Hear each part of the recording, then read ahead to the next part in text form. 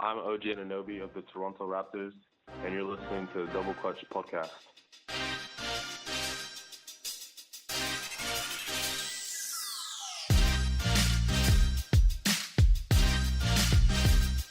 Hello and welcome back to the Double Clutch NBA podcast. I'm your usual host, Matthew Wellington. I'm joined tonight once again by Mike Miller. Hello. And we've got Joe Hulbert. Hello guys, how are we doing? We're doing very well. You've been single-handedly carrying the Double Clutch podcast for the summer period, so we have to say huge thank you to you and give you a round of applause while we're here. I've really enjoyed those pods because, when I started this, I knew you guys already. It's really different getting someone on Skype who you only know through Twitter, and they've enjoyed it as well. I don't think any of them knew how big basketball was in the UK. Yeah, it's certainly growing. I think we've realised that over the last, certainly season and a half, that it is becoming a sport that people are taking, paying attention to in this country. And we've done some analytics and analysis and stuff on our social feeds before, and seen that between 16 and 36-year-olds or whatever, that's like our highest audience in this country. So it's definitely one of the up and coming sports. My throat is feeling a bit funny, so I'm gonna have to apologise right now if I end up sounding a bit hoarse midway through this monster podcast. But we are back to do our division previews for the new 2018-19 season. We are obviously, as always, working on our season guide, which is a bit of a monster. We're all doing bits and bobs for that, and that's going on in the background, isn't it? So hopefully we'll have that out for you a week or so before the season tips off. So we'll get on with that. Site-wise, doubleclutch.uk, there's been all kinds of content go out recently. Huge thank you to Hugh Hopkins and Joe and Ben and all the guys who've contributed WNBA site content, NBA 2K content. Joe, you did a thing about subtweeting Scott Brooks, which was amusing the other day. We've had a bit of a revamp. There's new links to NBA specific articles or WNBA specific articles, which obviously they're going to die out a little bit. And then we've got a sort of NBA 2K homepage, really, because we're going to be looking to try and work with some content producers and produce some content ourselves with regards to the NBA 2K video game franchise, which we were lucky enough to, Mike, you went over to New York for the launch party, which you haven't actually had a chance to talk about, actually, so you should probably tell us how that was. It was amazing. No, it was really, really good. I had a great couple of days there. We were in New York for less than 48 hours. And it was just non-stop. Yeah, it was an absolute whirlwind. We had some free time on... what day did we go? We went on a Tuesday afternoon, and we had some free time on the Wednesday morning, I think. And so I obviously spent that at the... at the Players Union. I went down to visit their offices, and that was just epic. The party... I couldn't call it a party because it was the launch. It was a launch party. It was insane. Very, very cool. I'm very, very privileged to have my own 1-of-1 2K19 with me as the cover athlete. And a beautiful thing it is. It's amazing. Clearly, I'm incredibly photogenic, hence why I do podcasts. But yeah, it was brilliant. It was great. There was a lot of NBA talent there. A lot of fantastic 2K players. Thought I was doing all right. Held my own against a few people, and then got battered by people who play 2K basically every day, and produce content on it every day, and basically earn money playing it. So I've got to up my game. But yeah, absolutely brilliant. We've got 2K content coming. We've had a bit go out already. Joe and I went to Athens, obviously, did the Ronnie 2K interview there, which was great. He was in New York. Which is on YouTube now, by the way. We have a YouTube channel. Go check out the YouTube site. Didn't remember me, so I'm a little bit gutted, but it's all right. It's all right. You'll get a t-shirt next time saying Ronnie didn't remember me. Yeah, I might have to. We'll get those loaded. Yeah, it's been pretty bonkers off season, really. I mean, it kind of never stops here. Something that you realise when you get into basketball is it's a 365-day thing. But obviously, we had the draft content, and then we had LeBron join the Lakers, and then Kawhi Leonard was moved, and Giannis was announced as the first ever, international cover athlete for 2K, which was pretty bonkers. And you two were out in Athens for that one, and Yeah, there's some stories from there which will go untold. We've had Hugh did a fantastic interview with Gary Maitland, who works for does Pure Sweat with Drew Hanlon for over in the States. Has been doing a lot of NBA content with players. Timmy did an interview with Rob Jones, who's the senior producer of 2K19. So I urge you go and check that out. And obviously Joe did 3 fantastic guest podcasts. I think he covered the Suns and the Clippers and Blazers. Correct me if I'm wrong.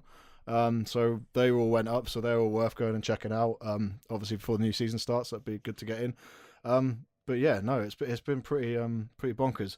So anyway, we are here to cover the Northwest Division of the NBA, which I think, if basketball records and last season's win-loss totals are anything to go by, then the records don't really lie. It was the best division in the NBA last season, and it features 5 incredibly talented teams. It's a really good one to get started off. I know Joe's been looking forward to this, not just because he's a Minnesota Timberwolves fan, but because there's an awful lot of good, juicy stuff to talk about. We've got Mike as well, who's actually a Blazers fan, so this works out quite nicely. I will hold the neutral opinion here. But yeah, the Northwest was unbelievable last year. 4 of the 5 teams made the playoffs. The Timberwolves got in on the final night, didn't they? I think it was the 82nd game of the season where they played They beat the Nuggets, didn't they? Divisional rivals. Yeah, they beat the Nuggets on the end of the night. So, and that went to overtime. That was a crazy one. And yeah, the Nuggets had 46 wins, 36 losses last year, and still missed out on the playoffs, which is completely absurd. It's a division that's stacked with some of the best players in the NBA. You look at the likes of Russell Westbrook, Damian Lillard, Jimmy Butler, Karl Anthony Towns, Donovan Mitchell probably in there now. And we put out a tweet earlier actually when we were just talking about this on Twitter with some of our followers and stuff, asking who the best player is, and that seems to be a bit up for debate. A lot of Russell Westbrooks, a lot of Damian Lillards, a couple of Jimmy Butlers, a cheeky Donovan Mitchell thrown in by me just to annoy some people, which worked pretty well. But it is a division that's absolutely stacked. So what we're going to do is we're going to go through the teams that, we'll basically start with the Blazers, who finished number 1 in the division last year, and we'll finish on the Nuggets. And Joe has actually kindly been developing a lovely format for us and for our next 5 divisional previews after this, where we'll be discussing the good things of each team, the bad things of each team, their ceiling and their possible floor. So it does sound like a new disco tune, doesn't it? The good, the bad, the ceiling, the floor. Yeah. Or a strange western, one or the other. Yeah. Dear. Can I just point out as well, you mentioned the Nuggets there, they're 46 and 36, and they didn't make the playoffs. And in the East, they would have been, the 6th seed? So that's... Yeah, it's crazy. Come on, Adam. We know you're listening. Just get rid of this conference rubbish. Yeah, we'll see if that happens. But yeah, no, the division was home to 3 of the top 10 NBA defenses and 3 of the top 10 offenses last season, so plenty to talk about. Anyway, we will start with the Portland Trail Blazers, who, according to Las Vegas, are predicted to win 41.5 games this year. We'll obviously get towards the end of this conversation and discuss whether we think that's accurate, or whether they'll achieve that, or whether they'll be below that. But like I said, they're coming off a season last year where they won they won 49 games with 1 short of 50. Damian Lillard, CJ McCollum again electrifying. They had a pretty good second half to last season, pretty much helped by Josef Nurkic, who had a sort of rejuvenating second half of the year. And yeah, it went pretty well for them until they got to the playoffs and got absolutely trounced on by Anthony Davis and Drew Holiday and the New Orleans Pelicans. So that was an interesting one. But this summer's been a strange one. I mean, Mike, you're a Blazers fan. How have you seen this summer? I could sum it up in one word, but you'd have to get the bleep button out. So I'm not going to. It was... when you look at this conference and the incremental changes that so many of the teams have made, and then you look at the little adjustments that the Blazers have made, and you realise, what the hell are they doing? I've not been happy with what they've done this summer at all. They're going to go backwards for me, and I will share more, I think, in a minute, because I'm letting my rage build. He's letting the rage build. Right, Mr. Hulbert, considering you came up with a topic, I think you're the perfect person to get us underway. Okay, so what's the good things about the Portland Trail Blazers? I think the continuity might work in their favour. That's, again, most of the things I got listed at Blazers are bad things, which will probably be the longest segment. But they've got a coach who's consistently, I think, delivered with this team. I think he maximises the roster. He had trouble in the playoffs against Alvin Gentry, but I argued that was because of the personnel that he had rather than necessarily all on him. They've got, again, players who have been there before. I think defensively, I think they are growing. I see them once again being quite a good defensive unit. My issues are on the other side of the ball. But I mean, I think this roster has quite a high floor. I don't think they're going to sink below 500. But they've got some problems, which I'm sure me and Mike will get to in a second. Yeah, I'm agreeing with you. I think the continuity is a good thing. They've added, a couple of minor pieces over the summer to try and help out with that. Well, the bad point, I guess, that we should probably highlight, the 28th worst bench in the NBA last year. Adding Seth Curry, I think, is something that is designed to help out with that. Whether it will or not, I don't know. I'm not entirely sure he's the sort of player you need coming in and providing a big enough boost. But yeah, they're a more than solid team, one of the best defensive teams in the NBA, fairly average offense, but hopefully that could get better. In terms of where their ceiling is this season, this division's tough because, unfortunately, they could all make the playoffs. Somebody might miss it. I think the Blazers would probably fall into the category of possibly missing it for me right now. I think that's fair. Here we go. So they got rid of Ed Davis. They let him go for pennies. It was just a terrible decision because he is invaluable. He might not be a go-to guy, but for a team that has struggled with rebounds the past couple of years, he's someone who can come in and provide a physical presence inside when Jusuf Nurkic is once again thrown a hissy fit for some unbeknownst reason. Nick Stauskas, brilliant. He's brilliant. Well done. He's done nothing in his career thus far, apart from getting an amazing nickname, Source Castillo. The rest of it, what he's bumped from team to team. Seth Curry could provide some scoring off the bench, but as we saw last year, the 3-guard sets, which Stotts tends to use a lot and can be interesting in the regular season, aren't going to do jack in the playoffs against a bigger backcourt. There is no backcourt smaller than the Portland Trail Blazers. I don't know if that's actually factually accurate, but it certainly feels like that. They're 2 undersized guards. You've added 2 more undersized guards. This is small ball gone mad. It's not going to work, because if you're trying to recreate small ball, and the people to recreate small ball as the set the example is the Warriors, their average height is still 6 foot flipping 9. It's just absurd. I'll cut myself short there, and that is my opinion. The way I look at the Curry Stauskas editions, I look at it like you replace Napier and Pat Connaughton with those two. I think Curry is the best of those 4 players, but I just don't. Yeah. Stauskas couldn't even stand out in the Process Sixers teams, so I don't understand if you can't stand out on that team. Even guys like Tony Roten stood out on that team. If you can't show anything there, you've got a problem. The issue with the Blazers I have with small ball, they don't have the hybrid wings you need to be able to do it. I really like Al-Farouq Aminu. That's one of my notes. Mo Harkless, I just see him. But there's a term in the NFL called JAG, stands for just a guy. That's the way I see Harkless. I think he's he's okay. He adds to a roster, but he's not a difference maker. He's not a guy who you stick at the 4 and go, right now we're comfortable running these 3-guard sets. The main thing that I've sort of banged the drum with are the Blazers. I think teams have figured the offense out a little bit. And I think some of that, I don't think they have enough playmaking from their big men. So a stat I've got here is Jusuf Nurkic was 13th in passes received per game by a big man. When you consider that his minutes per game weren't as high as others, there's quite a lot of volume there, but he wasn't in the top 20 in assists. And when you're running a 3-guard lineup, you expect cutters to be sort of getting into the paint. And Nurkic, obviously, I don't know whether it's he can't pass. I don't know whether the scheme isn't using back cuts, but there's a clear problem with that scheme. Stotts is supposed to be an offensive guy, so I'd like to think he'll try and figure it out, but I just see quite a limited roster on that side. I don't know what you think of it, Mike, but I don't think you could... someone else had got on Nurkic as well. Sorry to keep rambling on about Nurkic, but he puts up nice box score stats, but I don't know if he's a team player. He doesn't run well in that motion offense, and he cannot go out and defend in space. Teams in the playoffs, they go with these 5-out lineups now. How valuable is a big man in the playoffs who cannot go out and defend in space? It's not even that he can't defend in space as well, which he can't do because he's not mobile enough. It's he can't be a threat in space either. He can't spread the floor. He hasn't got a 3-point shot. It's just I'm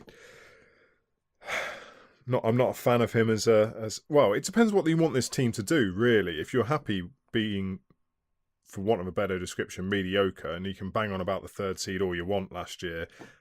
There was only three games difference between 3 and 9.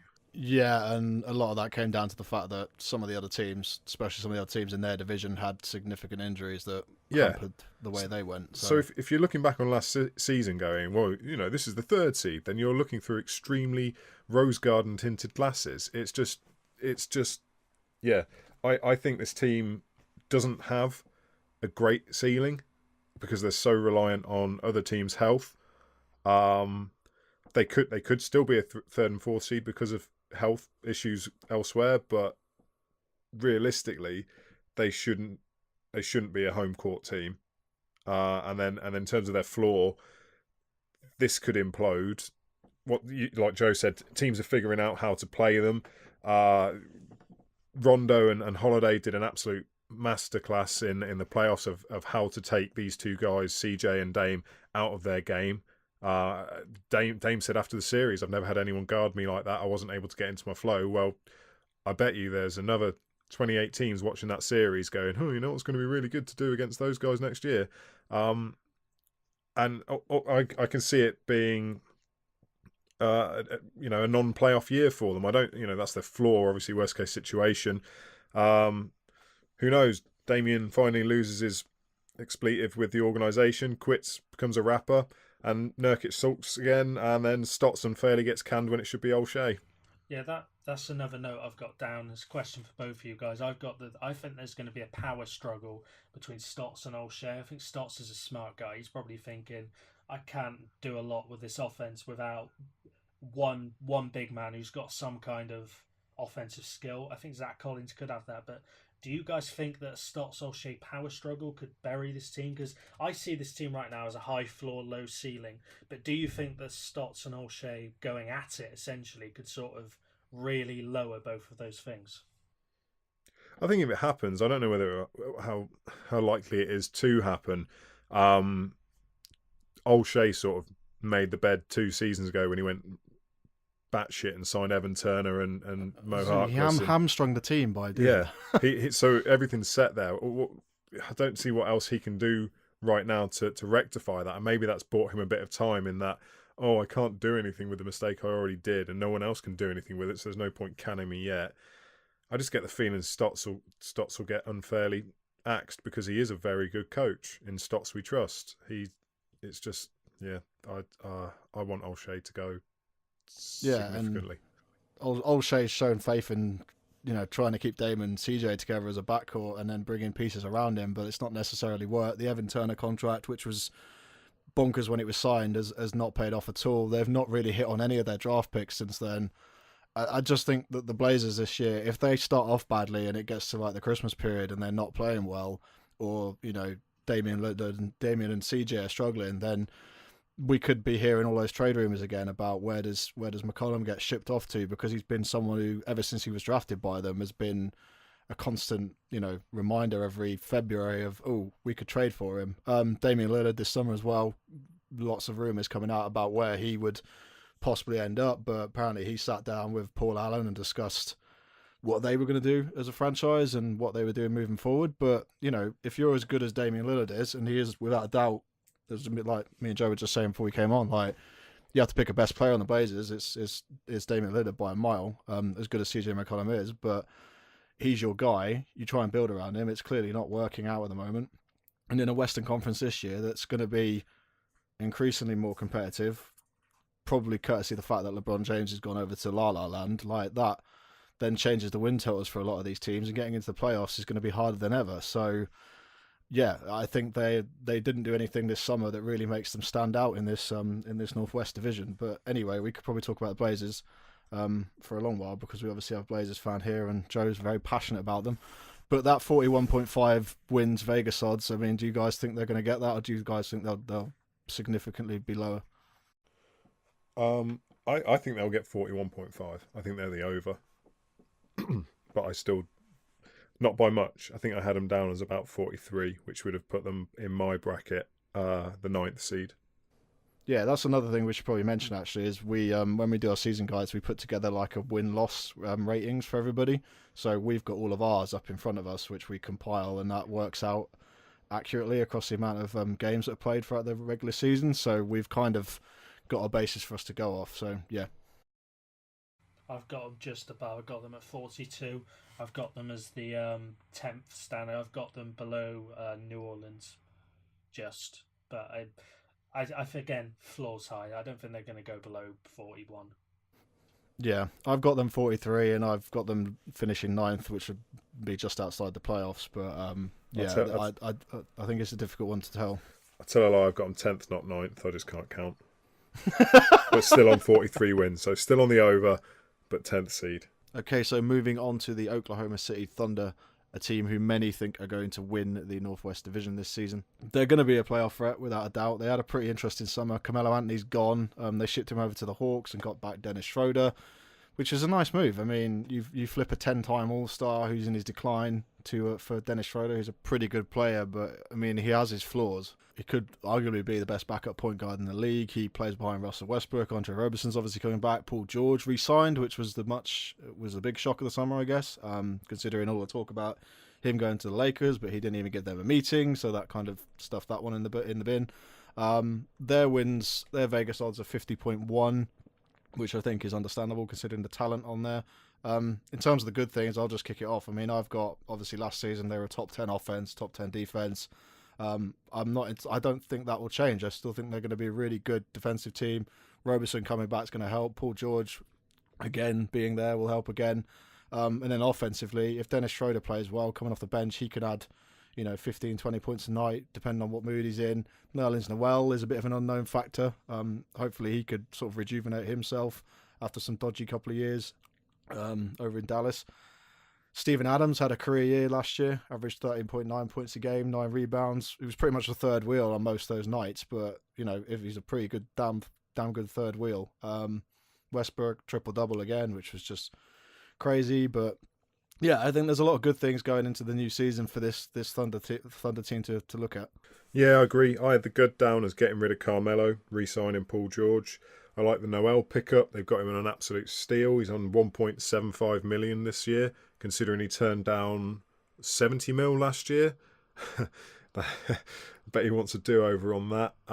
He could be really good as a backup for Adams, and if he's in good enough shape, that could be a really imposing front court pairing if they decide to go big.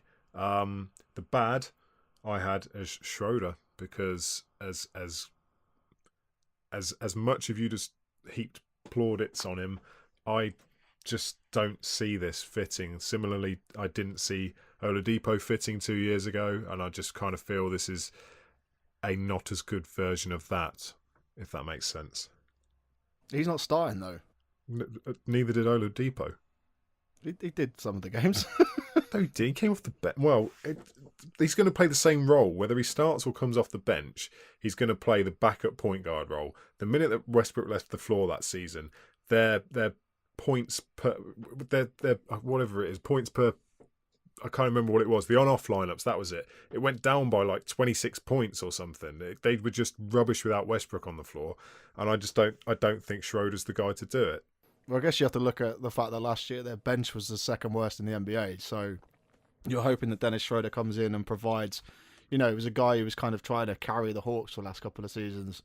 And do you think a young guy who's been trying to carry a franchise is going to be happy coming off the bench? Probably not, but he's going to have to deal with it because he's behind Russell Westbrook and there's no way he's getting on the court. Does he have to deal with it, or does he just go, no, I'm not happy, trade me? But he's in a contending team. When you've been with the Atlanta Hawks the last year and 2 seasons or whatever, that you're going into a completely different situation, an environment where the Thunder have been the Thunder organization have been quite lucky recently. They've certainly been used to winning in the last 5-6 years. And Sam Presti's done a really incredible job again this summer, like swapping out Carmelo Anthony for Dennis Schroeder, because that whole Melo experiment last year just was a complete train wreck. Admittedly, a lot of it was blown apart by the fact that Andre Roberson got injured and missed significant time last year. I think they would have been a completely different team. They probably wouldn't have lost that series against the Jazz in the playoffs. But even that series against the Jazz in the playoffs, what did it come down to? A three-pointer, a missed three-point call, where Russ was fouled, and it was an obvious foul, and it wasn't given, and that kind of destroyed any momentum they had of winning that series. But no, I think Dennis Schroeder's the perfect piece to at least push that bench up into the top 20s in the NBA, just because there's nobody else on that bench that's giving him scoring. Corey Brewer's kind of past it. Raymond Felton's always looks like he's a bit overweight, but probably isn't. Alex Abrinas is probably the most talented guy on there, but he comes on in fits and starts. So it's a difficult one to answer. But I do think Dennis Schroeder was the perfect sort of get out clause for them. But obviously, if it goes wrong, then it will backfire. It's going to go one way, or two ways. It'll either be brilliant or it'll be a disaster, like you were saying. The problem is with Schroeder, you never know what the hell you're getting. I mean, I always bring this up whenever we talk about Schroeder. 2 years ago in the playoffs, he absolutely torched John Wall. I mean, do love that. I love that you always bring that up. He just smashed John Wall.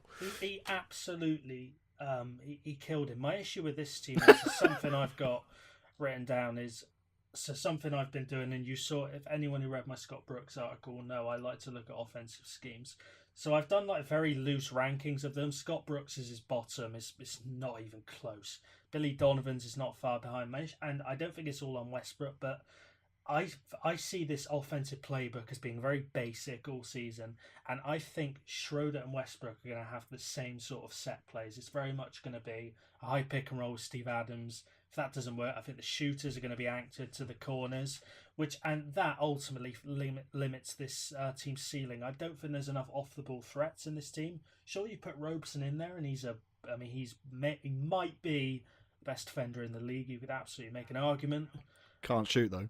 No, and that's exactly that. He can't shoot. This offense is. I mean, Thunder have been bottom of my league pass team for a long time anyway. I just don't enjoy watching like one guy do everything. I like team ball, but this is not going to be an aesthetically pleasing offense. I've disagreed with both of you. The Nerlens Noel signing, I like the idea that they've got him cheap, but I just don't. For me, they should have been adding players who help their offense out on the bench. And even if he is any good, he is not going to sort of beat out Steven Adams. But they are going to get 48 minutes of pretty good interior defense. The problem with Noel's attitude, he couldn't beat out Salah Medri in Dallas. So my worry is he's going to go to an even more talented team than last year's Dallas Mavericks, and he might sort of plateau a little bit. But this is a team, I know I've just all been negative there. I've got them as the 3rd seed. I think last year they were quite unlucky. They had a lot of games that were very close. I think they were in the 5th most close games. And you consider they were without, their 3rd or 4th best player for the whole season. That should change when they eventually get him back. So I think this is going to be one of those teams I'm begrudgingly going to have to admit are good, even though they do a lot of things that I don't really like basketball teams to do. Yeah, they play bully ball, but they've had no reason not to, because certainly since it's been Russ's team, it's worked, and he's averaged a triple-double the last 2 seasons and been in the running for MVP, which has just been unbelievable. So the fact that on that, are you two aware of the tweet from Woj earlier? I saw this. He's injured or something? Yeah. So Westbrook has had arthroscopic surgery on his knee following stiffness. Blah blah blah blah blah blah. It's preemptive maintenance procedure. He'll be reevaluated in 4 weeks, which could force him to miss the pre-season. Either of you worried about that and the impact that could have on them for the year? Because he's a guy who needs his body to be 100% to play the way he plays. It's hardly surprising the amount of minutes he's played and the ferocity in which he plays at that stuff might start slowly to go wrong with Russ. But that's the thing. His game is. I mean, this is pretty obvious speaking here, but his game is built on power and athleticism, which is why I've always argued I think his prime is going to be very short. I think one opening night he's just going to go. I think it's not going to be like a slow decline where he's slightly starts getting worse. I think it's literally going to be one season. That's it, absolutely gone. So it does worry me a little bit, But when I did these predictions, I tried to leave injuries out of it because they're so hard to predict. But that's going to live in them, because if he's gone, I mean, this is where I talk about Billy Donovan. I don't trust him to sort of edit anything. I think he's just going to go to Schroeder. Yeah, you're now doing what Russell Westbrook does. We saw last year what a Dennis Schroeder-led team looks like. Maybe I'm being a bit harsh there, blaming him on Atlanta's struggles, but they wouldn't have shipped him out if he was any good. Yeah, and they have a problem if Russ misses any significant time, because Paul George, certainly when he was with the Pacers, has proven, certainly to me, that he doesn't really want to be that guy. Like, he doesn't want to carry that team, whereas Russ has been more than happy to be that guy. And certainly when KD went, it's kind of lifted the shadow off him, and it became his focus. But PG, like, as great as he is, he's probably, as talented as Russell Westbrook, just not as athletic. But this would be his team, but he hasn't got that mindset or that mentality. So they could be in a bit of a sticky situation if Russ does miss any significant time. But I think defensively they'll be really good again. I think they've just got enough players on that court. You look at that starting five of Westbrook, Roberson, George, Patterson, and Adams. Like, that would be a good defensive lineup. It's arguably one of the most talented starting fives in the whole of the NBA. But what do they get from that bench? It is absolutely crucial that they improve that bench. But in terms of like the floor for this team, like, if it is really terrible this year, what do they do? So for me, I've got the ceiling. They could be a 3 seed. I've got them in the 4th. The floor, I still think they're a 6 seed. I'm assuming here that Russ's injury isn't going to be a long-term thing. As Joe said, go predictions without injuries, even though I've just done a quick bit of research to check whether it's the same knee he injured before, and this will have been his 4th surgery on that right knee, which now makes me like squeaky bum time. Maybe the last time was like 13, 14. But yeah, so for me, they're still going to be a team that are going to contend night in, night out. It's amazing how everyone has them being better this year across the board, pretty much, with the removal of Melo. Says a lot of the public consensus of him now. But yeah, 4 seed is where I've got them. You said the over-under at the start, you had 51, was it? 51.5? It's 50.5. 50.5. Okay, so I've got them on the over. I've got them at 51. Yeah, I've got them at 54, finishing 4th. I don't think they're the best team in the Northwest. We'll get onto that in a bit, but I think they are. They're right up there. Yeah, I've got the over as well, but weirdly, I feel more comfortable about other teams going further in the playoffs. I just don't. Yeah. I don't think this Westbrook ball can lead them very far. But again, like the Blazers, high floor, very high floor.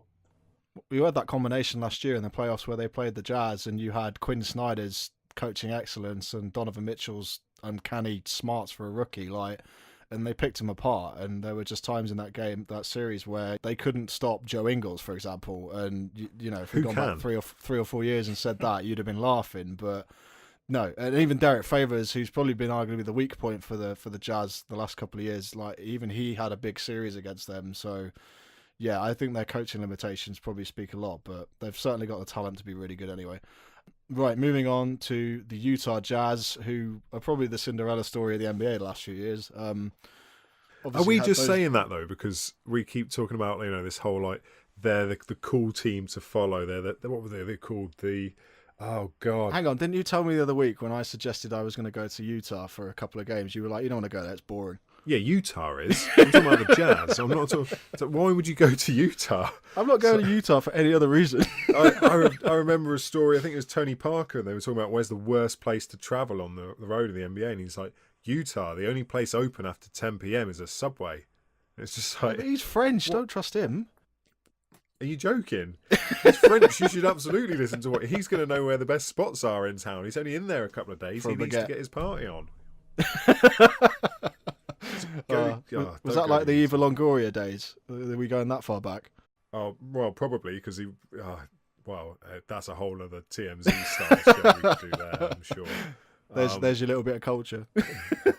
But the Jazz, they're like that was it. The hipster team. They've been the hipster team for the last couple of years. So is it because that they've had? Is our perception skewed of them because they've kind of become over the past couple of years? We've all sort of gushed about them as a league pass team, and now they're finally. Well, I suppose that is a Cinderella story. So I don't know. I think it's because they've arguably been the model franchise in terms of how you go from being a good team, which they were when they had Mehmet Okur and, Darren Williams and those guys, to sort of breaking that down, trading everybody away, rebuilding through the draft and rebuilding through smart free agency decisions. You lose Gordon Hayward, which was supposed to ruin everything last year, and they somehow pick on, what, was he the 13th pick in the draft last year? Donovan Mitchell comes in and acts like he's a 12-year NBA veteran. And then this summer, I think the best thing about this summer is they've remained loyal to all their players and re-signed all the guys who've had significant injury problems the last few years. Like Dante Exum's not played a lot. He was re-signed. Raul Neto's re-signed. Derek Favors have all done multi-year extensions.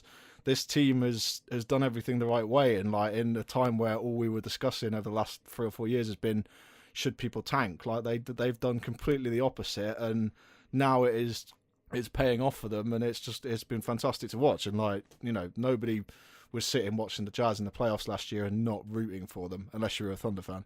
Yeah, the Jazz, I mean, the good with them is coaching. That's, if you look at the roster and compare it on paper, but he maximises everyone on the roster. I was doing some lineup research. I didn't actually intend to look at Jazz lineups. I was doing Timberwolves lineups.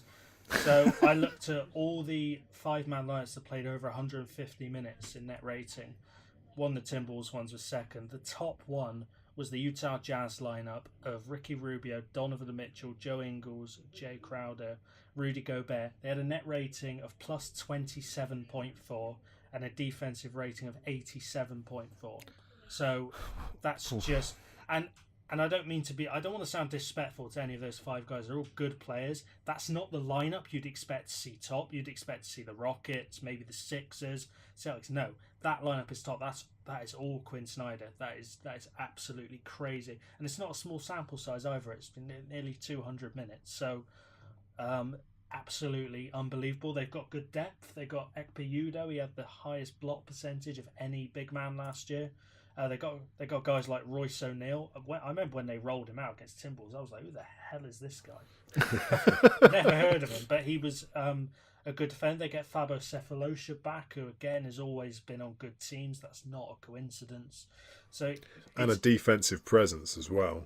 Absolutely. I mean, their defense was already... I mean, I think I remember saying on put their defensive numbers were historically great. And when you consider that this is an era of better 3-point shooting than what some of the sort of great defenses in the like the Bad Boys Pistons faced, and that it's just incredible what they do, and that is all down to Rudy Gobert. He just changes the way coaches have to scheme their offense because he's just a deterrent. Even if he's not actually blocking anything, people are so scared that he's just going to swat them into the stands. Yeah, and as European fans, I remember the year Rudy entered the league and he'd just played, I think it was Eurobasket, and there was an article on our site about the impact he'd made on the French national team, and like going in now, it's incredible to see how far he's come. But I completely agree with you. I mean, they had the second best defense in the NBA last year, arguably the best. They've had top 3 in the last 3 seasons they've been in there. And they've done this where they've had, like, traditionally the Jazz have had a really terrible start to the season, like the first half of the year. Then the second half of the campaign, they've really picked up speed. It's always from All-Star break. From All-Star break, their defense just gets ridiculous. Don't know whether it's because they're engaged. Bothered. Yeah, maybe it's because they're like getting playoff ready earlier. But I've got commentary on that under my floor, so I'm not going to say that. But the good I've got is, again, the coaching, the fact that Donovan Mitchell now has a playoff win under his belt as well as a couple of series. They've re-signed good players. They did most of their things last year, to be fair, picking up Crowder and doing those trades. So the bad I've only got is that they didn't really do anything this summer that moves the needle for me to like push him on a bit more. But I'm not sure they actually need to. No, and grabbing Crowder from Cleveland, I seem to remember, that was an incredibly smart move at the time, because you bring in a guy who, like Joe says, you can then put in this hybrid lineup where he's sort of a wing, but he could play power forward if he wants to. You stick him in there, he can shoot the 3, and then he can go and drive inside. Like, that's the sort of guy he's been. He's been like when he was in Dallas and Boston, like he's always been a grit and grind guy, and now he's in this perfect system which Quinn Snyder, preaches, getting out to that perimeter and stopping 3-point shooters before they can shoot. And it's paid off for them, massively. And the only problem I think that they kind of had is like their bench last year was not great. There's a bit of an over reliance on Donovan Mitchell to do a lot of scoring from them, which I think teams will obviously cotton onto this year. Last year he was a bit of a relative unknown, but teams slowly started to pick up on the fact that this guy is legit. When you saw Russell Westbrook and Paul George and Chris Paul and James Harden going up to him straight after a game's finished and showing him some respect, you knew he was legit. And Chris Paul told us all that was going to happen. Like before, when he was drafted, Chris Paul was like, the whole summer league performance from Donovan Mitchell's not a farce. Like he will come in and be that impactful. But I don't think anyone quite believed him. But yeah, I mean, they've actually, I think this summer gone out and hopefully improved that bench. I think the Grayson Allen pick from Duke is going to be a really nice pick for them. He averaged 15.5 points last year. He's averaged 14 for his career. I think he was at Duke for 3 seasons. So like he comes in, he's experienced, he's gone through the whole college experience, comes in and just knows what to do. He can bring, a big impact off the bench and hopefully ease a little bit of the burden on Donovan Mitchell. And then if Ricky Rubio ends up injured again like he did last year, you don't have to have Mitchell take all the sort of offensive load himself. But I think they are really deep. I think they've shown a lot of loyalty in re-signing guys like Exum, like I mentioned. But yeah, they're phenomenal. They do have a bit of a significant injury every year, which hopefully won't occur again this year. But if it does, then I think they're actually pretty prepared for it again. And Donovan Mitchell turned the ball over a lot last season, but it was his first year, so we kind of got to forgive him a bit for that. Yeah, that's what I've got down. I think this is not me picking it. He said this himself. He needs to be more efficient. My only worry is playing devil's advocate. I don't know whether he can do that on a team like this because he is the offense. He's going to have that high usage. It's very hard to hold a high usage and be efficient. But he proved. Well, I don't think he proved anyone wrong last year, but he came in and played better than everyone expected. So another jump wouldn't surprise me at all. For me, I've got the ceiling as being the 3rd seed, and I have them in the 3rd seed. The floor is despite Mitchell's heroics, and we've mentioned the defense. That's what drives this team, and that's all keyed in on Gobert. And we mentioned health for this team. He won Defensive Player of the Year despite playing only 56 games. My worry is that he's going to get injured. They're not going to be able to recreate that level of defense. But as we were talking, I kind of just went, crap, this team could be really, really stingy because they could roll out a lineup, a sort of small ball lineup with Gobert, Crowder, Cephalosha and Rubio, who are all massive pluses on D, and then just plug Mitchell in to just go nuts. And that could be a really difficult team for other people to handle. It's just like, that kind of scares me how good defensively they could be. Yeah, there isn't really a weak link on that starting 5, I don't think. And even when they switch in some of the rotating players, I still think they're great. I've got them as the 3rd overall in the Western Conference. I think they could comfortably win 55 plus games this year. I generally think they're that good. I think the fact they've kept all these guys together is a big plus for them. Quinn Snyder has consistently proved over the last 3 or 4 years that he is the absolute guy when it comes to making sure that they're ready every night. The biggest question I think I would probably pose to you two about this team in general is just like, what's the next step for them? I mentioned earlier on that I thought Derek Favors was probably not the greatest person to have at power forward. I mean, does he have any sort of trade value? Could we see them get into the halfway point and thinking, well, if we want to take us up to another level, do we make a move or do we just keep rolling with what they've got? Because unfortunately, with the way the NBA is at the moment, everyone's trying to catch the Golden State Warriors, but you have this conundrum where you either try and chase them, which means you go all in, or you just have to wait and sit off. But nobody really knows how long that could be because Golden State theoretically could end up swapping up some of the players they've got at the moment for somebody like Anthony Davis in a year or so's time. Nobody really knows what to do, and we're at a very strange point in the NBA, I think, in terms of like GMs and front offices trying to work out where they, which direction they take their franchise. And I think the Jazz are probably there. Like, I know they've been brilliant up until now, but in terms of getting over that hump, where do they go?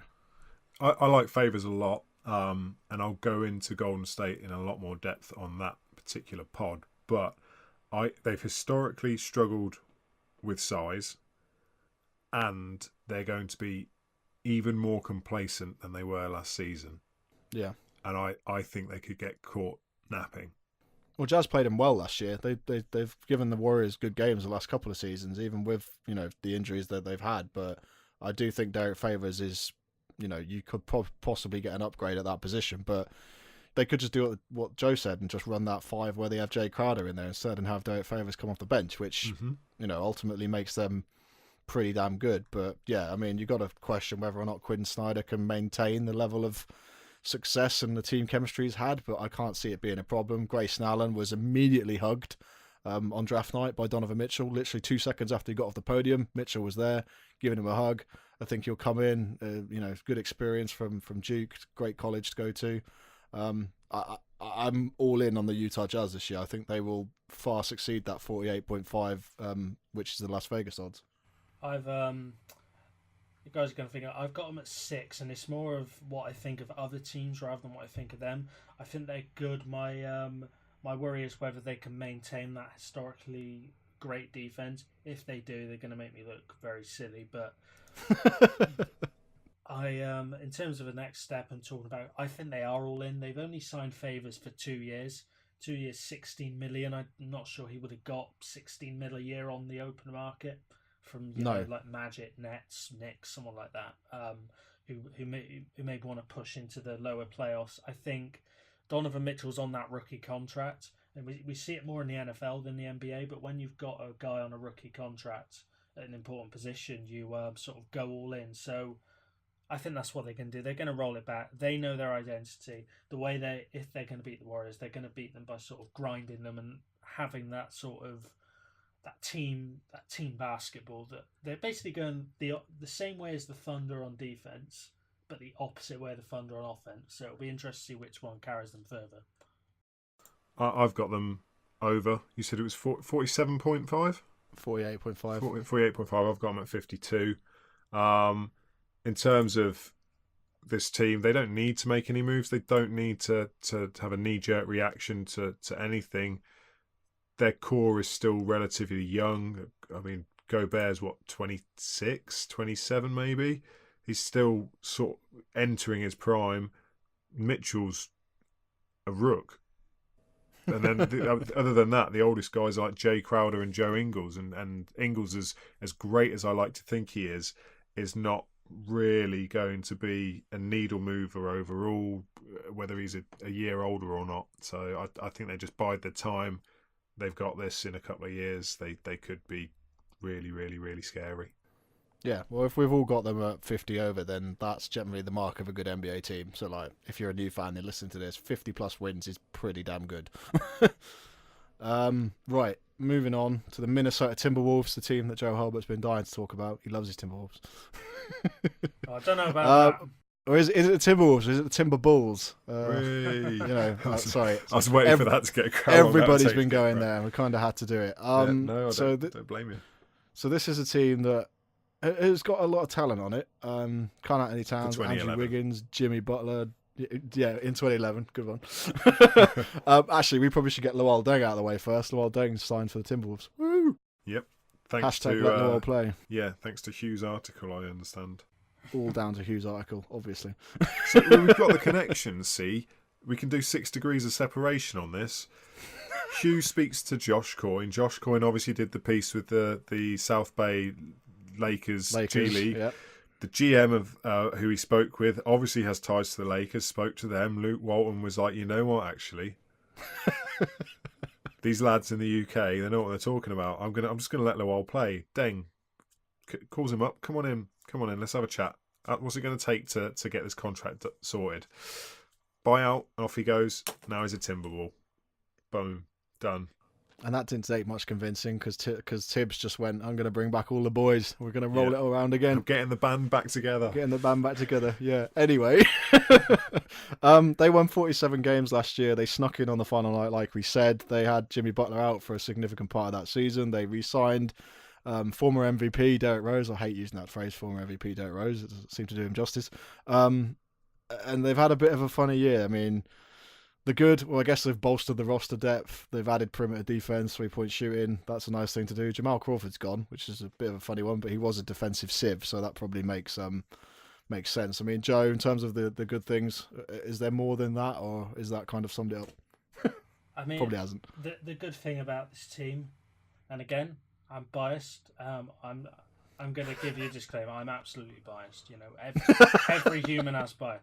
But before Butler went down, we were 29-18. I'm looking through the staff predictions now.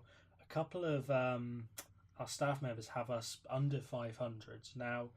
There's a lot of hate, isn't there? There's a lot of Minnesota hate in there. Am I in there? I need to look. No, you don't have them under 500. I don't understand it. I really don't. Unless you're predicting an injury to Butler, but then if you're predicting an injury to Butler, you've got to do that for every team. So you've got to go to the Pelicans and predict one for Anthony Davis, and you've got to go to the Jazz and predict to Gobert. That's why I don't go down that path. But this team was 29-18 with Jimmy Butler before he got injured. That was the 3 seed as well, wasn't it? Yeah. Sorry, you're about to say that, aren't you? That's the exact sentence. We were comfortably the 3 seed. Whenever we played good teams, we matched up well, especially at home.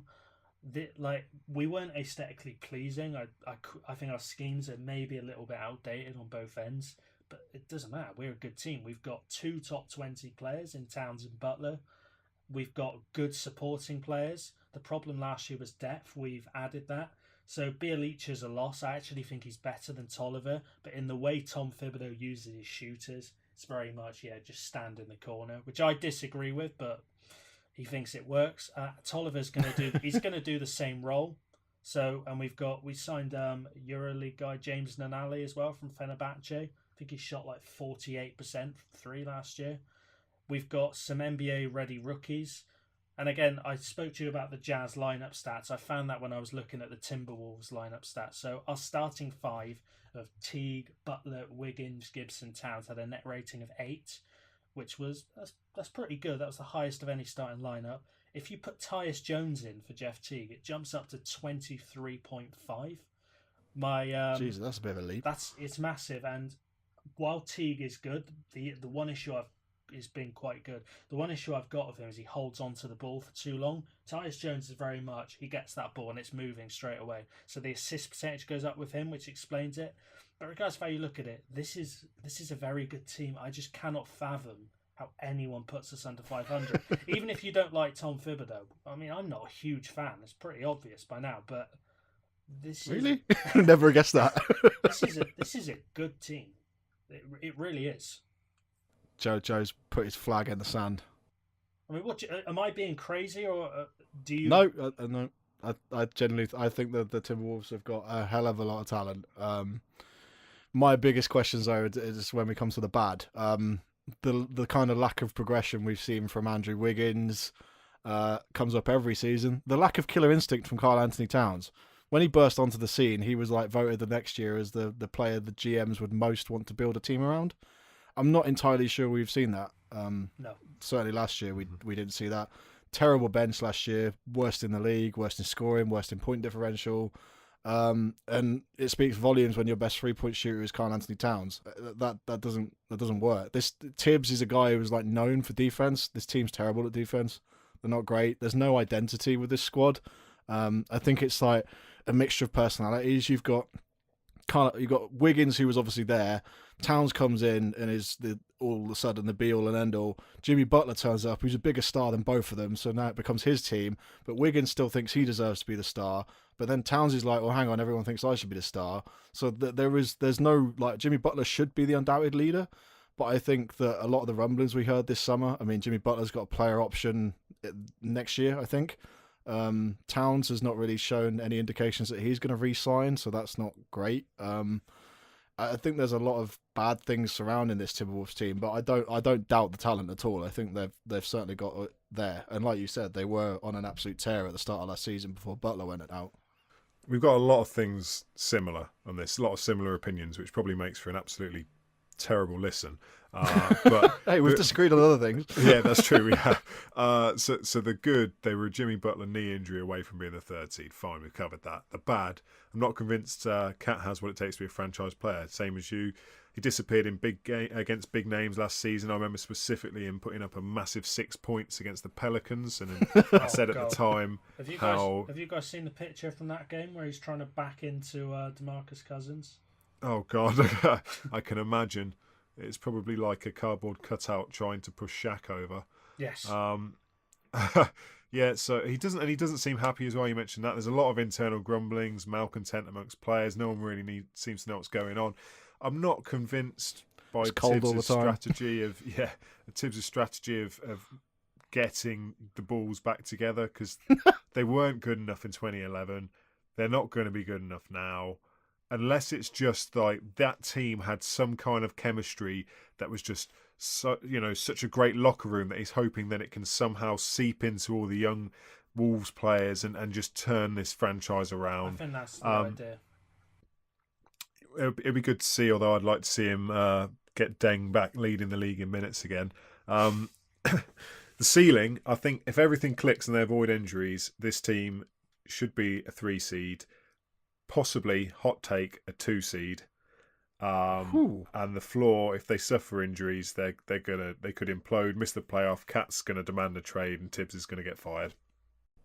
That's a really great point you make about the locker room, actually, because do you think of it, if these guys have been there, been to the Eastern Conference Finals and not quite made it, they come into a locker room where they've got a couple of young guys who quite clearly haven't found their talent yet, or like haven't hit the pinnacle of what they can achieve. And you come in and you all act as mentors to them, then it could work out really well. But then again, it could also be a disaster. You could end up with another Derrick Rose injury. Yeah, touch wood. There isn't touch wood. That doesn't happen. The locker room thing it's legitimately real. So obviously, I'm not going to say the word sources, but obviously now that I cover the Timberwolves, he says saying the word sources. Joe has sources. You hear stuff through when you're an and. The Butler Town stuff is overblown. The Butler Wiggins stuff is probably not overblown. There's been times after losses where Wiggins has said stuff like, "Oh, it's all right, we'll be back." And the term that I was told was that Butler literally wanted to just strangle him. He could not. And you got to understand though, Jimmy Butler was an end of the first round pick. He is grafted. He's given everything to get where he is. Wiggins was a number 1 pick. He's got all the tools to be brilliant. I don't know if it's a case of the work ethic stuff. I've spoken on this on Twitter and I've got a lot of disagreement. I don't like insulting an athlete's work ethic because I think that's very personal. But with a Wiggins, it's a case of whether he actually really wants to be good. Whether that's a goal for him or whether he is actually quite happy just being a borderline top 50 player. I expect more from number 1 pick, but with this team, you've got to remember those Bulls teams. I don't know if you guys remember the Bulls-Nets playoff series where like Tom Thibodeau basically they were without Rose, they were without someone else, and that team beat the Garnett, Pierce, Deron Williams, Chicago, Brooklyn Nets. They were without Deng as well. That was when Deng had the spinal tap. How on earth Tom Thibodeau won a playoff series with that team is unbelievable. I think that's kind of what he's trying to bring. It's a little bit kind of... It's a little bit strange just going, oh yeah, we'll roll these guys back, because that was 4 years ago. These guys aren't as good anymore. I will say one thing: Taj Gibson's one of the best players we've had. He's been underrated. Great. He is. It's both ends as well. He's a really good offensive player. But this team, like, I understand why people are down. I just think it's a bit kind of dramatic. I don't mind people having us outside the playoffs, but at like 37 wins, I just cannot. Yeah, people... Has someone put them down for 37 wins on the team? Yes. Really? Yeah. Oh, we've got. Can we name and shame on this podcast? We can't name and shame on the podcast. But this team, I want to be evil. I'm hopeful for the team. I do think Cat ultimately 37 wins. But I think Butler is going to walk. And one thing I will say, we've got to mention the Timberwolves minutes, because you have to when you talk about Tom Thibodeau. Our starting lineup played 1,131 minutes. The next most 5-man lineup was the Hornets starting lineup at 1,008 minutes. So that's a pretty big gap. But there's no excuse this year. We've got depth. He drafted Keita Bates-Diop, who's one of the more NBA ready rookies. He signed Nunnally. He signed CJ Williams from the Clip. Like there's no excuse for those ridiculous rotations anymore. Absolutely. I meant to ask earlier. So you just told us how many minutes the starting lineup did. How many minutes did the Tyus Jones lineup do?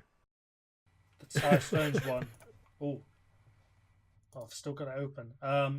Quick maths. 261. Damn. So about 15% of it.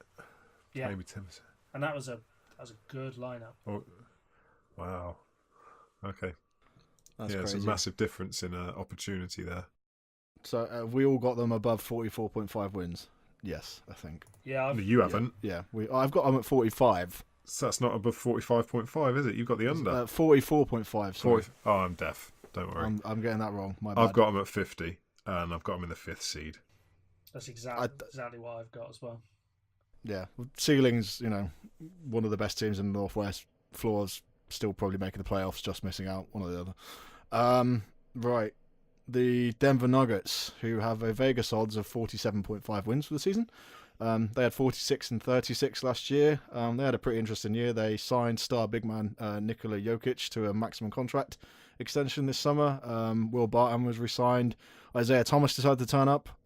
They drafted Michael Porter Jr. despite all the injury issues.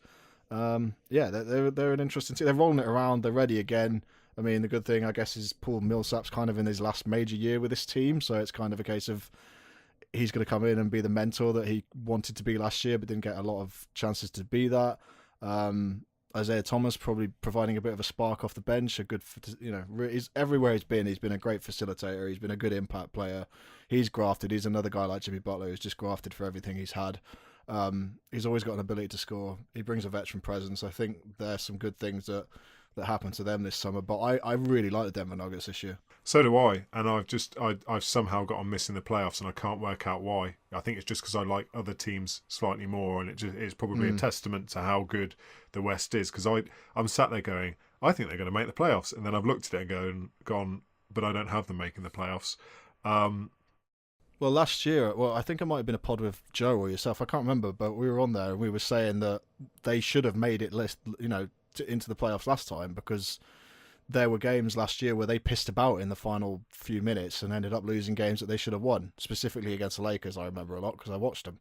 But they have all the talent to be very, very good in this in this league. I think they lost at home to the Suns. I seem to remember they lost because not many people turn up to their games, but the ones who did, they got booed off. They got blown out. It's the Nets. Pretty sure it's the Brooklyn Nets. Like, this was a team that when you watch them, I don't know how much you guys watch. The basketball was beautiful. Like, honestly, it was absolutely unbelievable. They went through stretches where I looked at them and thought, man, this team could put up 120, 130 on the Utah Jazz, or best defensive team in the league, easy.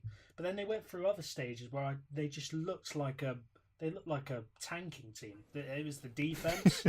That's Mike Malone syndrome. This is his seat is on fire. I mean, it's not hot. It's literally like it's just a pile of ash, and he's just Don't sit down. He's just kind of hovering over it. But this is they did miss a lot of Millsap last year, which I think hurt them. Yeah, they did. I think he's going to make a lot of difference on the defensive end. But my issue with this team is, so we got to talk about their defense. Their defense was absolutely just dreadful last year. But my issue when I watch this team is I actually don't think Jokic is as bad a defender as everyone thinks. I think the problem when I watch this team, their guards, they give up so much penetration. I mean, Jamal Murray, I like his offensive game, but defensively, Jesus. I mean, it's like there's not a lot you can do as a big man when your guard cannot defend someone one-on-one, out of a high PNR set. So that's a problem. And they've also signed Isaiah Thomas, who literally he couldn't. I think we could maybe get some guard penetration on him. So that defense is going to be ugly, but man, they're going to be fun. Of course we could. We got Mike Miller. What are you on about? So the good for me, I like the addition of IT. It's another scorer, and I'll get to why in a minute. Millsap being back, Joe mentioned the defensive presence. On offense, he's going to sort of free up Jokic's load both ends in terms of dealing with the physical presences of the other team. And I think it would allow Jokic to operate more in the high post as a distributor rather than having to get his butt down in the block. Michael Porter, if he can get over his injuries, he could be an absolute steal. They're finally rid of the guys that they've been messing around for years, the Fareed and the Wilson Chandler. Moody Eye. Yeah, it's just like, hopefully that that sort of changes the locker room, because it can't be good having guys like bandied around saying, we want to get rid of these guys, they're not in our future plans, and then they've got to turn up to work each day and put a shift in. But the most underrated good thing that they've done this year is they've added Mark Price as a coach, who was an incredibly effective shooting point guard in the mid to early 90s with the Cavs. Do you remember a couple of years ago when Michael Kidd-Gilchrist came back from an injury, played about 8 to 10 games, got re-injured and disappeared again, but in those 8 to 10 games he was averaging a double-double of like 20 and 10? Yeah. Either of you remember that? Yes. Well, he completely reworked his shot, which seems to have gone backwards now, and Mark Price was the guy who reworked his shot. So I think we're going to see some improved scoring from these guys. He's a very I'd say underrated. He's probably not underrated. No one talks about him. He's an incredibly good shooting coach, and I think he's going to be a big asset for them. That freaks me out. What freaks you out? That they could get better shooting? That they could get better at shooting, because Jamal Murray's trajectory the last few years has been that he's already one of the most efficient shooters in the league. Gary Harris as well, and the fact that they could both get even better. Yeah, you end up with 2 elite guards in that position, plus a guy like Jokic, then you're going to end up in a very, very good situation. Because Gary Harris is legitimately good now. Murray's probably got a little bit more to go, but yeah, they're stick stacked. 4 shooters around Jokic and just say, throw it to whoever's open. Bomb it. I think the Mark Price thing's a great point. I think you look at a lot of the great organisations. Chip England is the guy who I always think of when I think of shooting code. Like, you need a guy like that long term on your staff. So, but Gary Harris is a guy I've mentioned. I don't think he's good. I think he's absolutely great. Like, he is. I don't know if I'll get around to doing a top 50, because it's so hard to do. He'd be pushing top 30. I think he's that good. He can be an elite guard without a shadow of a doubt. Absolutely, and he's one of the only guards on that roster who's got any kind of defensive solidity. Is probably the word I'd use. He's going to be great. The thing I love about this offense is they can hit you anywhere. I'm just imagining Jokic and Millsap in a horn set, just hitting cutters. You've got so much speed there. You've got Isaiah Thomas, brilliant pick and roll guard. They can just hit you from everywhere. The only problem with this team is they were quite high in turnovers the last couple of years. I don't know whether that's... And I think that's the nature of their offense. It's a very complex offense. I think when you're playing those sort of intricate cuts, you are going to turn the ball over, but at the same time, if they get working, it just opens things up absolutely everywhere. But do you guys think Malone lasts the season? I think it depends on how he adapts this year, whether or not he actually sticks with a routine starting 5, or whether he mixes it up all the time. Because last year you never really knew who was starting for the Denver Nuggets, and it made it a bit of a nightmare. And he claims, he's been quite vocal that he's a defense first coach, but like you were saying, only 26th in defense, it doesn't really show. As great as your offense is, they pass the ball really well, but I think he could be the one who goes, because all the talent is there, and they were banging on the door last year. They should have broken through it. If they don't break through it this year, then he will be in serious trouble.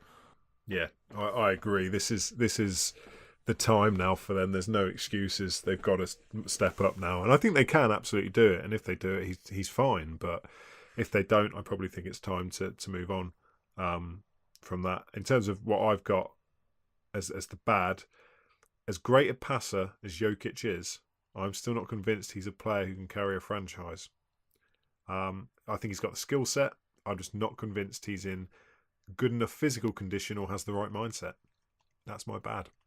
Yeah, I agree with you on that. Something I forgot to mention with Towns is I think Towns' problem as a defender is that he's physically capable but mentally incapable. I see the opposite with Jokic. I think if you watch his instincts, they're quite good. He's just so it's his build. He's lazy. That's probably part of it. I just don't think he can physically move around as well as some of the other bigs. You watch someone like, if you ever watch Clint Capella come out in space, that guy covers so much ground. Jokic just looks kind of awkward. He's still obviously a supreme offensive talent, but it was something that I think we spoke about when we spoke about Lillard and McCollum, Mike. You think McCollum is a willing defender but hasn't got the physical capability. That's the way I see it with Jokic as well. It's quite sad. I think he could have the physical capability. I don't think he's ever going to be an uber athlete, but I just don't think he's in like top shape. He just strikes me as being pudgy. Yeah. And like of all the fantastic plays he has done, the round the back passes, the no looks, the fake one way give the other, which a big man shouldn't be able to do. The one play that sticks out in my mind when you say Nikola Jokic is the start of last season when he got beat in a full court sprint by Zaza Pachulia, who just ran up the floor, dribbling the ball, made a layup, and I was just sat there going, what? What? This guy's like 10 years your senior and clearly not in shape and carrying a head that weighs 7 tons. How the hell do you not get back before him? He needs to get on that diet that Julius Randle went on last year, where he just leaned up. He shredded like, 30 pounds. Yeah, in like 6 3 weeks. months or whatever it was. And it was just like, here we go. Non-playoff diet. I think lumbersome is the word I'd use. I don't know how they can get around that, because now that teams are switching more, I don't think you can sort of say, oh, Jokic, you patrol the elbow and we'll let Millsap defend the bigger guys. It's very hard to hide a big like that. But the offense, I mean, it could be number one in efficiency this year, because of him. This division's brutal, man. Just when you're going through and actually sitting down and talking about it, like, you know how good it all is on paper, but like the Nuggets, if they get it all together, could be really good. I mean, they were top 5 in assists last year. They were 6th in points per game. Like, they're really good in a lot of the statistical categories, and it's all down to Mike Malone and just getting it ready. Like, and if Michael Porter Jr. comes in and has a big impact like everyone expects him to, then they could really be laughing. But yeah, I mean, in terms of the 47.5 wins, what are we in terms of where we are with them? So I've got the ceiling as the 5 seed. I've got the floor that they missed the playoffs again. I've already said I'm not comfortable where I've got them in the 9th seed. Who do you say, 47.5? Yeah. This is the first time I'm going under. I've got them at 44, which feels quite low, but whatever. Yeah.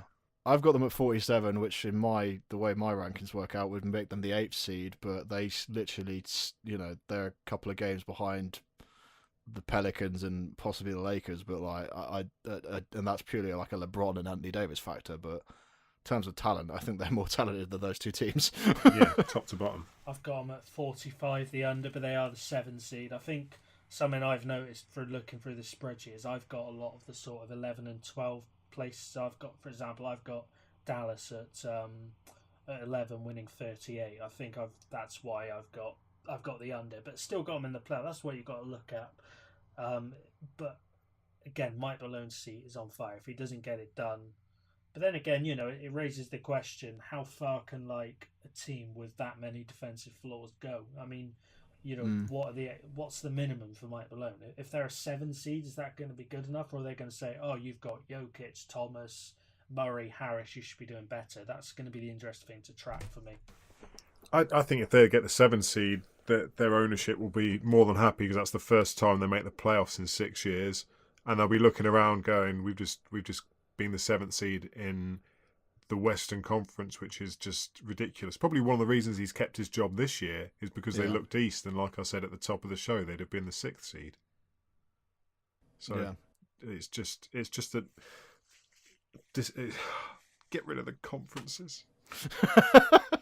It is crazy, and the fact that there's 82 games in a regular season, so 16 of those for each of these teams are against the division rivals. So there's going to be a flipping war in the Northwest between who ends up wanting to get in what seed and what spot. So I mean, that's 20% of the schedule when you break it down. Like, it's crazy that we've got these matchups to look forward to, and like, we had Jazz and Thunder in the playoffs last year. We could end up with even more of the Northwest fighting each other in the playoffs if they all make it in. In terms of like the lay of the land from Team Double Clutch, we have gone around and asked people what they thought of the Northwest. Most people have kind of lent towards the fact that it is an absolute powerhouse of a division. I think we had a couple of surprises. I think Mr. Whitfield was saying that he thinks the Timberwolves will finish bottom of the Northwest, which could be the one that Joe was mentioning earlier. Not too sure. I don't think Nick had them under 500. Yeah. The consensus is that Gary Harris doesn't sound like an NBA player. He actually sounds like just a normal school kid. It's not quite the way I thought I was going. Yeah, there's some interesting theories. I mean, Nick Whitfield, Hot Tech City, Utah finished in the 1 seed. There goes Denver, OKC, Portland, Minnesota. Josh Coyne, Thunder top of the division, then Denver, then the Jazz, then the rest.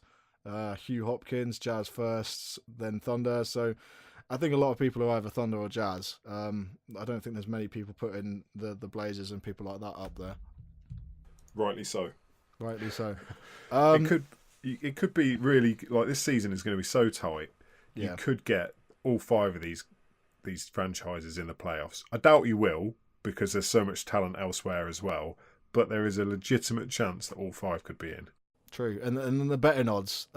If we would jump over to Sky Bet quickly, actually, because the betting odds are quite interesting and intriguing, and I've highlighted something that I've just seen, which would be hilarious.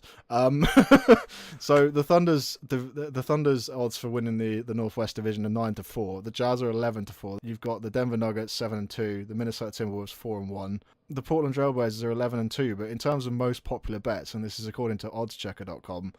The Blazers are the most bet on team in the Northwest Division. Bloody hell. There's a lot of Blazers fans in the country, so maybe they've got, as Mike called it, the rose-tinted glasses on. Maybe it's just a sneaky outside bet that the Blazers might get you a bit of a decent return. Yeah. Don't throw too much money on it, though, because it's not going to happen. No.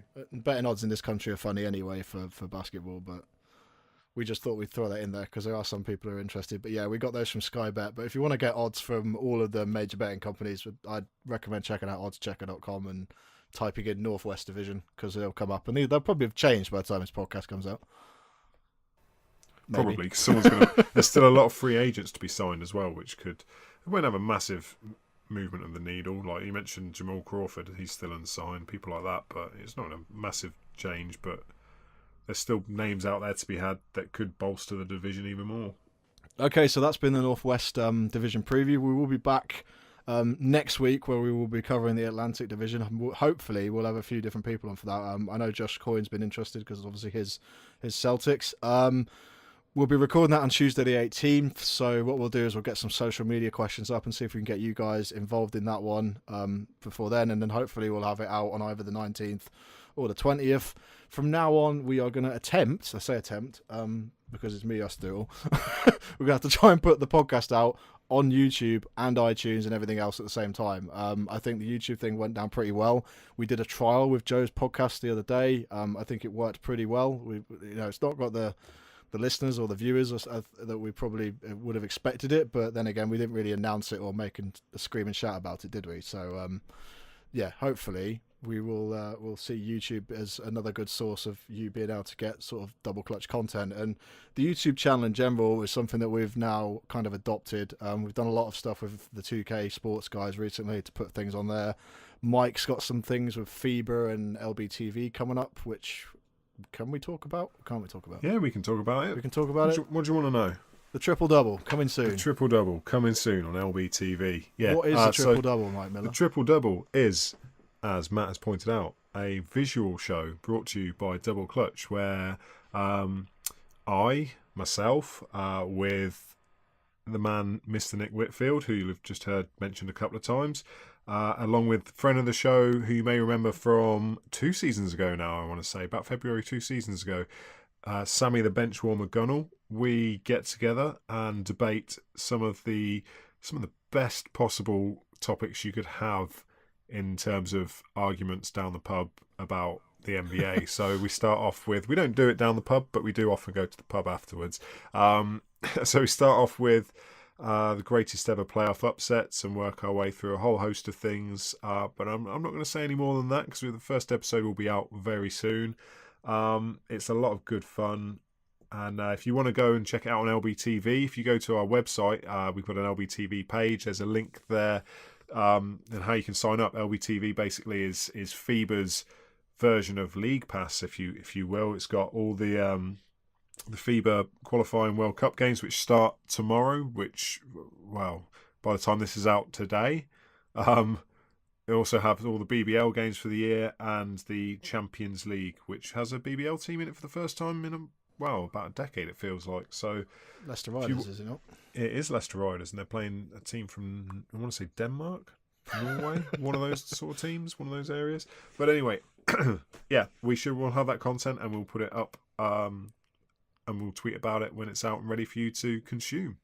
I think those Basketball Champions League atmospheres kind of put the American arenas to shame sometimes. Oh, European basketball It's in general. absolutely nuts.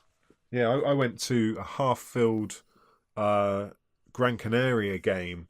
When did I go? March this year? And it was unlike anything I'd been in before. It was just brilliant. And this was 2 days after they'd been knocked out of the Champions League. I think it was the Champions League they were in. They'd been knocked out of the European Cup they were in. And the fans all still turned out, even though Giants... What the heck's the football one? La Liga? Yeah. Yeah, literally in arm's distance of the basketball arena is the football stadium, and they're not called Gran Canaria, they're called something else. But they're still part of the same club, even though they've got a different name. They were playing full stadium there. The basketball arena was only about half full to start with, and it still made more noise than anything I've seen elsewhere. And I've been to quite a few NBA games. Crazy. Mr. Hulbert, have you got anything coming up for Canis Hoops that you need to talk about? Or not for Canis Hoops. I have got another couple of guest podcasts planned. I think I'm going to plan them on evenings to build around our American guests. I've definitely got one with a Raptors guy from ESPN True Hoops Raptors Republic, he's going to be very good because I've known him for a while. And other than that, obviously, we spoke a lot about Quinn Snyder today. I'll give you a spoiler alert. I'm quite happy to. Matt might tell me off after, but my feature piece is going to be on Quinn Snyder and his journey. I'm just going to say he has had a fascinating journey to this, honestly. Like I'm not going to spoil it, but basically, it's his background very, very different to most. yeah, it's a bit of a tale. Feature pieces, just in case you're wondering what those are, they are going to be the main articles that go inside the 2018-19 Double Clutch season guide, which we will hopefully have out for you, obviously before the season starts. I'm not promising any dates, because we're running around like blue-ass flies trying to get that all sorted. But rest assured, it will be out. It was out last year, it was out the season before that, and it was out the season before that. So we will definitely make it this year.